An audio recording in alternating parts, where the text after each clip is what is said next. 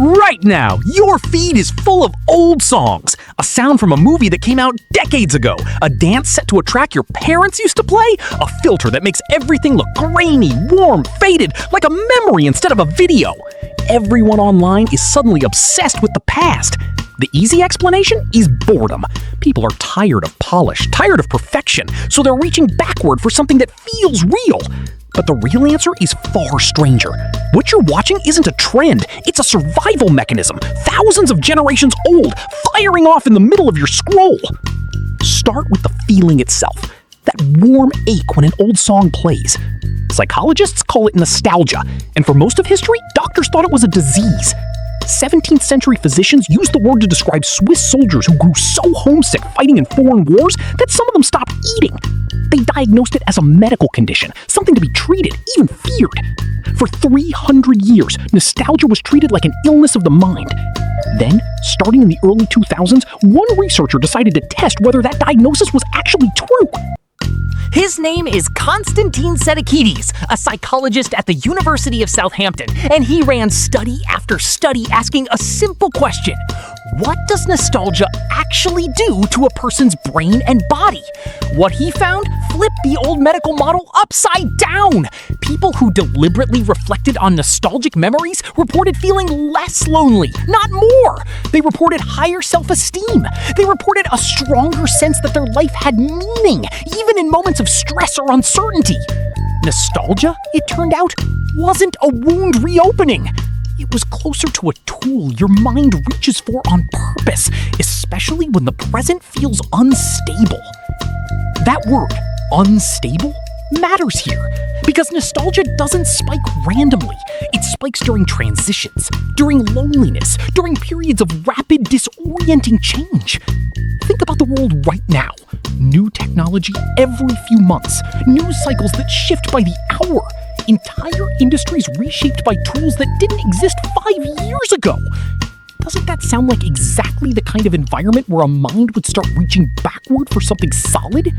Sedekidis wasn't alone in noticing this pattern. A researcher named Christine Bacho at Le Moyne College spent years building something called the Nostalgia Inventory, a tool for measuring how nostalgia-prone different people are. Her studies found something unexpected. The people most likely to feel nostalgic weren't necessarily the ones with the happiest pasts. They were often the ones facing the most uncertain futures. Nostalgia wasn't about escaping into a better time. It was about borrowing stability from a time that already happened, because that time, unlike the future, can't hurt you anymore. Now bring music into this, because music isn't just decoration for nostalgia, it's one of the most powerful triggers for it that exists. A researcher named Peter Janata at UC Davis used brain imaging to study what happens when people hear songs from their past. He found that familiar, emotionally loaded music activates a small region behind your forehead called the medial prefrontal cortex, the same region that stitches together your sense of self across time. In other words, when an old song plays, your brain isn't just remembering a melody, it's momentarily reconnecting who you are right now to who you used to be. That's why a 7-second clip of a decades-old film line can flood a comment section with people saying it made them cry, or made them feel like a kid again, or made them want to call someone they haven't spoken to in years. That's not an accident of algorithm design. That's your prefrontal cortex doing exactly what it evolved to do. But why would evolution build a brain that rewards looking backward? Doesn't survival depend on looking forward, planning, predicting threats before they arrive? Here's where the story gets stranger. For most of human history, the past wasn't just sentiment, it was data. Your ancestors lived in small, tightly bonded groups where survival depended on remembering who helped you, who you could trust, which season brought famine, which ritual bound the tribe together before a hunt. Memory of the group's shared past wasn't nostalgia the way you think of it now. It was the operating manual for staying alive inside that group. Songs and stories were the delivery system for that manual. Long before writing, oral traditions carried survival knowledge, tribal identity, and emotional bonding across generations through rhythm and repetition. Because rhythm and repetition are simply easier for a human brain to retain than flat information. A tune remembered is a tribe remembered. A shared song sung again years later wasn't just entertainment, it was a signal that said, you still belong here. This group still exists. The bond still holds. Which means when a decades-old sound resurfaces on your feed today and millions of strangers immediately recognize it, mouth the words, tag their friends, something ancient is quietly happening underneath the joke. You are reforming a tribal signal. You are proving in real time that a piece of shared cultural memory still binds a group of people together, even a group that has never met.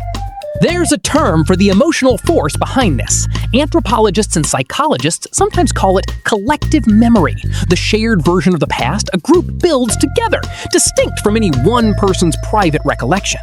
Collective memory is what makes a stadium sing the same chant in unison.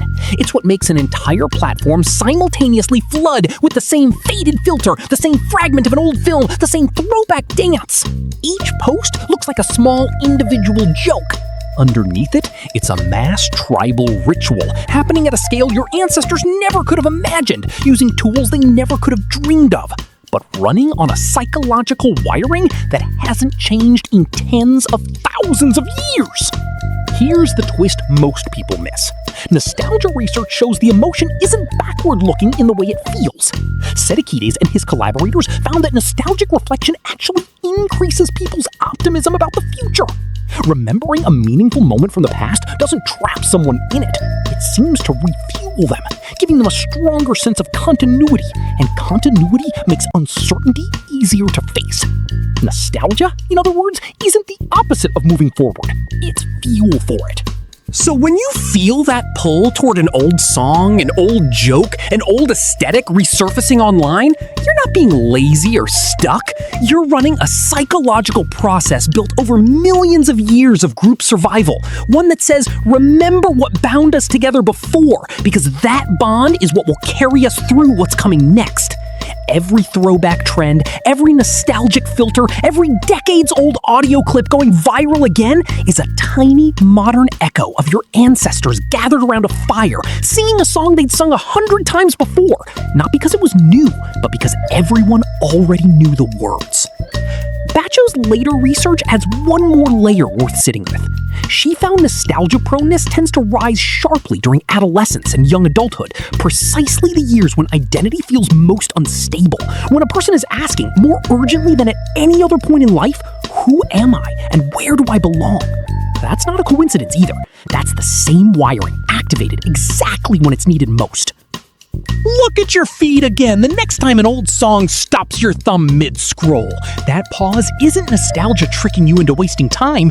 It's a piece of machinery older than language itself, still doing its original job, binding a group, anchoring an identity, turning a scattered crowd of strangers into something that, for a few seconds, feels a lot like a tribe. And maybe that's the real reason everyone is suddenly obsessed with the past. Not because the present feels empty, but because somewhere deep in a part of your brain older than any app, an old song is still being used exactly the way it was always meant to be used. To remind you and everyone humming along beside you that you still belong here.